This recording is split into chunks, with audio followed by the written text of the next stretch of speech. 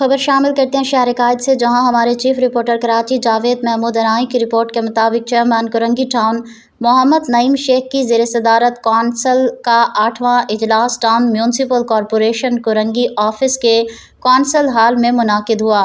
اجلاس میں opposition leader محمد Haroon, council اراکین، ڈائریکٹر کونسل سر معیز الدین اور ٹی ایم سی کرنگی کے افسران بھی موجود تھے۔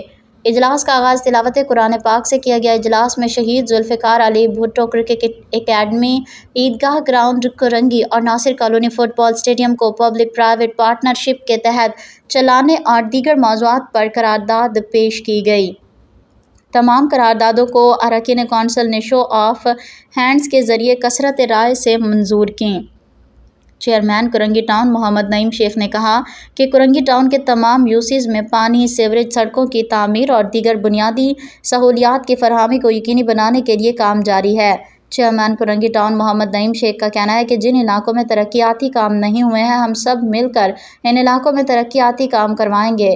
ہم خدمت کے جذبے سے سرشار ہیں۔ ہمیں کرنگی ٹاؤن کے عوام کو درپیش مسائل کے حل کے لیے اقدامات کرنے ہیں۔